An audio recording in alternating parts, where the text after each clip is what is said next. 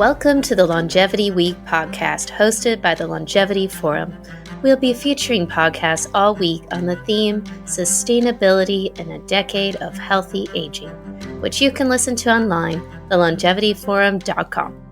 Today, Tania Bryer, CNBC anchor and executive producer, will be interviewing Marisa Drew, Chief Sustainability Officer and Global Head Sustainability Strategy, Advisory, and Finance at Credit Suisse. I'll leave it to you, Tania. Laura, thank you so much. I'm thrilled to be part of the Longevity Forum and, of course, delighted to be joined by one other than Marisa Drew. Marisa, thank you. So happy to be here and talking about a subject which is near and dear to my heart. So delighted to engage in the conversation, Tania. Marisa, I first want to start by asking how you first became interested in the topic of longevity. Sure. So I'm a career investment banker, and I have been at Credit Suisse for nearly 20 years now. And I first really got interested in the topic because I was dancing around the subject of demographics. One of our research analysts was studying demographics and had informed me that each generation is living about a decade longer than the one that preceded it. And that just got my interest piqued as you think about how profound that is, from everything from your investing habits to what society is going to need to support us if all of us are living that much longer. And then in 2017, I passed on the baton running investment banking and took up the mantle to help build our sustainability practice. And then that got me thinking about the link between sustainability and aging. You know, what are those things that are part of the global challenges that we focus on in sustainability that have some link to our aging and our longevity? Things like the environment. How do you link the E with the S in ESG, so our health and well-being? Things like next gens, because I'm constantly in speaking to our next gen children of our top wealth clients, and they are grappling with this global wealth transfer, and then how do they use their platforms and their power to drive the change in the world that they want to see. So all of this has become a little bit of a journey for me. So interesting, Marisa, that you mentioned next gen, because for them, longevity seems a long way off. It's true, but I think they look at it with a lens that they're inheriting a world that they're not particularly happy with, that we've been giving them. And they're an activist generation. And so they're very proactive at seeking opportunities to try to change that equation.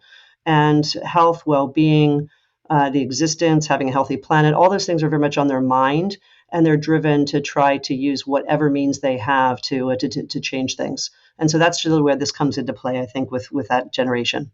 Yeah, you talked about some of the issues impacting global longevity. What are some of the other ones, do you think, and what are you most concerned about? Well, firstly, all you have to do is look at the statistics. I'll share a couple of interesting ones that I find quite provocative. In the 1950s, there were 7 times more children under the age of 15 than over 65.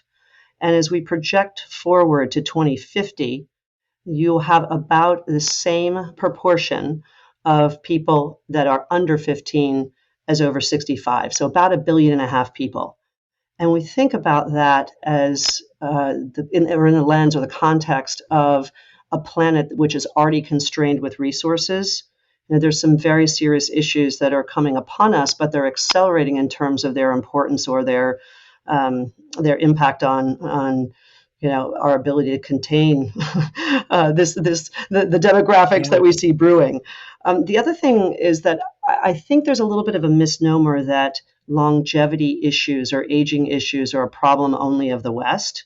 Yeah. And yes, in terms of the fact that the percentages of old people in the West are much higher than they are in some of the emerging markets. But if everybody's living longer, the world is going to have to grapple with how do we support and deal with the aging. Yeah. And so these are the sorts of things that I think are real issues that we need to think about. And how we make everything more sustainable. What about some of the tech breakthroughs that will most impact our longevity, do you think? Well, certainly, if we look at some of the big diseases, which are the key killers of our population, whether it be malaria, heart disease, cancer, in many respects, we are on the verge, if not already in the process of solving these issues. And a lot of that is tech enabled with new pharmaceuticals, with new cancer cures, with new vaccines. And so that clearly is going to impact us in terms of having more people on the planet who will live longer. We also have this whole field of genetics, so DNA mapping and understanding what are the long-term stressors like inflammation or this field of gut biome or environmental toxins. All of these things have a strong impact on our body's resiliency to withstand disease and to have us remain in good health. Then we've got the whole field of the environmental cleanup. So the world that I'm living in very actively right now. So the focus on how do we protect our planet and how do we protect its biodiverse resources. So as we focus on cleaning up pollution, reducing our use of pesticides, cleaning up our waterways, plastics, which are leaching into the food that we eat. And there's a study recently that came out that said plastics can even break into our brain barrier. So all of these things, as we attack those very problems, they are going to mean positive things for our health and longevity. And then finally, I'll just touch on food systems breakthroughs. Today, as we are in mass production of food around the world, whether it be animals and livestock, or some of the ways that we produce produce at scale and monocrops, that means we are using more pesticides. In animal husbandry, we're using more hormones, antibiotics. We have many breakthroughs now with topics like cell-based or plant-based food, which require a whole lot less of those inputs, all again, which have very big implications in a positive way on our future health. So all of these sorts of breakthroughs are pretty exciting in terms of, I think, long-term, the outlook for all of us. It's so interesting when you talk about all the issues and really you think about awareness, which seems to be so much more now than ever before. Do you agree with that? Definitely agree with that. Clearly, we are in a world where access to information through the internet and other sources, social media, et cetera, is infinitely higher than it was, when I was growing up. And people are on a quest, I think, to figure out what can they do as an intervention matter to help themselves live longer and happier and healthier lives. And so with that information sharing, as well as the advances that I was just talking about in tech, what we're beginning to see is people take a much more proactive interest in doing the things that they think that they can do. Well, obviously, there is a certain biology that's going to limit us. And I think the scientists will tell us that the theoretical maximum that we could live is somewhere around in future, despite what I said about each generation living 10 years longer, it's probably somewhere around 120 or maybe 130 years at its absolute maximum. But in those extra years that we get, this idea that you can take control. And science is telling us that things like our diet, of course, our ability to have a regular exercise program, and the big one, which is sleep, which reduces inflammation and allows your body to repair and reduce stressors like cortisol, those all have a material impact on our ability to live healthily as we live longer. By the way, the one other biggie, which I don't know that most people necessarily know, is that something that trumps diet, exercise, and sleep are, as you age, having strong social networks and a purpose. And that leads very much into the world that I live in, sustainability, so purpose-driven businesses. That's so interesting because you're talking about everything that we can do to influence our own longevity. And we've just lived through and are still living through something that's been uncontrollable, which has been the pandemic, COVID-19. That hit the world. It's been unprecedented and it made everyone feel vulnerable. What do you think are the lessons we can learn from the pandemic, and how will that impact what we're seeing about longevity? Great question, Tanya. Well, clearly society was certainly not equipped to manage the pandemic in its own right, but as much so is managing older people. The pandemic, this was the first pandemic in history where the population that are over 65 exceeded that of under 5 years old. So this big shift in terms of the global population. And sadly, morbidity rates toward the elderly are much, much higher through COVID than they are for the young. I think there's a statistic in the US that about half of the COVID deaths are of those who are 75 years or older. And so, what to me it surfaced was a bit of a gap in our societal infrastructure. When we first came into the lockdown in London, if you recall, what were we told by government? We need to lock down in order to protect the elderly. Where did we try to disproportionately then begin to give access to vaccines? It was to the elderly. But we hadn't been really prepared for that. And I think it was a big shock to the system. And the other thing that I think COVID surfaced was an awareness that disproportionately those who are at the base of the pyramid or at the lower income levels of society are where you have much of their population being over 65 in their workforce. So a serious hit to their economies. So all of these things were little snippets that I think as a post-COVID learning, I think we need to rethink in society how we think about those of older populations. We need infrastructure in place to better understand healthcare implications as we ultimately, unfortunately, will have future pandemics. I think we need to think about how do we set up systems for quicker access to those who are vulnerable, like older populations. How do we ensure their continuing participation in the workforce, which has implications on economies, as I said. So there's a lot there to chew on. There certainly is. I mean, that's everything that really society needs to do to focus to ensure healthy aging, and what challenges we've had, Marisa, as you've said, in the last couple of years. What is the longevity opportunity, do you think, for investors? If you almost look at aging as an investment theme, and at Credit Suisse, we have something we call the Supertrends.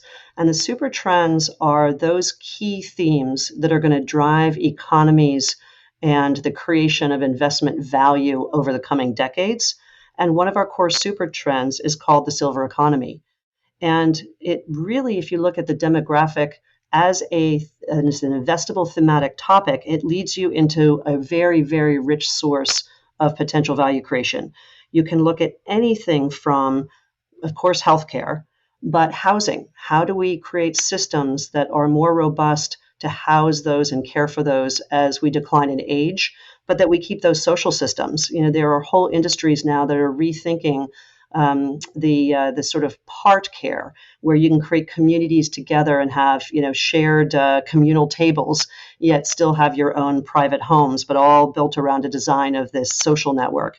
You have things like just basic consumer products, devices, hearing aids, different types of glasses. I think we need to think from an industrial design point of view. How do we create better screens for people's eyesight that's failing, or public transport when you're not as nimble?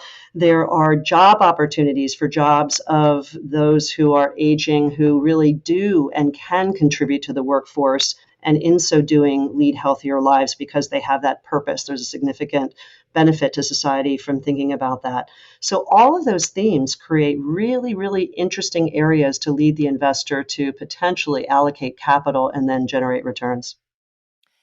And from that, Marisa, how crucial do you think it is for business, alongside governments and civil society, to be involved in tackling global long-term social and environmental issues like inequities and climate change? Well, certainly if we look at the world's biggest challenges and the lens we often use, and we think it's very much one that the financial community and business community are using, is the lens of the UN Sustainable Development Goals, where they've tried to identify the world's biggest challenges by key categories. And in studying those 17 goals, one can actually do the math so that if we say we want to solve these challenges by 2050 or indeed 2030, what is it going to cost us? And what we find is that there isn't enough government money or philanthropic nonprofit capital that exists in the world to tackle those in its entirety, and therefore we need the private sector. So it's absolutely of critical importance that we're able to mobilize the trillions of capital from the private sector that are going to complement those of governments and philanthropists in order to have a fighting chance that we're going to get there and being successful at meeting those challenges. And of course, climate change is at the forefront of everyone's minds around the world. What are your hopes? What have they been from COP26? Well, I think what encourages me is the absolute level of participation in trying to mitigate and beat climate change. What we saw was that this used to be very much a place for governments. COP was all about an intergovernmental agreement to keep our planet at 1.5 degrees Celsius. But this time at COP, what did we see? We saw thousands and thousands of the world's largest companies all committing to net zero by 2030 or 2050. And with that sort of corporate will and intent, that leaves me with hope. But I hope what we will also have is an ability to come together with both public and private sector and globally agree on some sort of a mechanism for a common price on carbon. Because if we're able to do that, and I really do hope that that is going to be an outcome ultimately of this year's COP, is that then we're really pricing in the effects of the harmful things that we're doing in society. And once you're able to adequately and appropriately globally price that, then all of a sudden the capital will flow to those better solutions. It's just natural market forces at work. So I do hope when we look back several years from now to this year's COP, we will say that we found that global agreement and that we were on our way to scaling the capital in an even greater way than we see it today. And when people and companies can actually measure the difference they're making, then that can make a difference going forward, can't it? And really thinking about individual behavior, how much of a difference can people make themselves? Because sometimes, Marisa, they'll look at the COP meetings, all the big conferences with all the world leaders, and it sort of seems overwhelming. What can individuals do? Well, there is no question that it cannot just be left to big corporates or governments. And when we say private capital, it's not just money. It's also the individual behaviors and choices that we make every day. What is the food that you're putting in your mouth? Where is it coming from? What is the packaging that you're using? Is it from a more sustainable source? All of those things come down to, in many cases, individual choice, because if the demand is there, the corporate world will respond. And so I think we all have to believe that in those individual choices, the collective then power of those decisions is very serious. So there is a very high level analysis that has been done by a think tank group that says of all the things that, if you look at perhaps the global pie chart of what it takes to truly get to a net zero world, about a third of the solution has got to come from technological innovation, some of those breakthroughs that we were discussing earlier. A third needs to come from process improvement, so just tweaking or evolving our business models as they exist today. And a third has got to come from individual action. So I think there's your very easy and short answer. And just finally, Marisa, I want to ask, what's your advice and tips to pass on and your own actions that you take towards your own longevity? Well, longevity, I have to say I'm enamored with this idea of social networks and social structure. I also am a very big believer in having a purpose. One of the things that I feel very privileged about every day is that I get up and I feel like my job is to help contribute by mobilizing capital toward solving these big challenges we're discussing. And that is a very purposeful mission. And it gives you that little adrenaline shot. Well, sometimes you could say, this all seems very, very hard and those individual choices don't really matter. At the same time, when you have a platform and you can see that that collective action and there's something that you can do to contribute, it gives you hope for the future. So I think there's probably no better medicine for longevity than having that purpose and then having those around you that are of a similar mind and similarly action oriented. That gives you that little support network to keep going. Well, there's no better medicine than having heard you, Marisa Drew. Thank you so much for joining us today. It's been an absolute pleasure. As always, lovely to chat. Thank you, Tania. The views, thoughts, and opinions expressed in this podcast belong solely to the speakers and not necessarily to the speaker's employer, organization, committee, or other group or individual. This broadcast has been brought to you by the Longevity Forum as part of Longevity Week 2021. We are very grateful to our sponsors, Juvenescence and Burnbrae.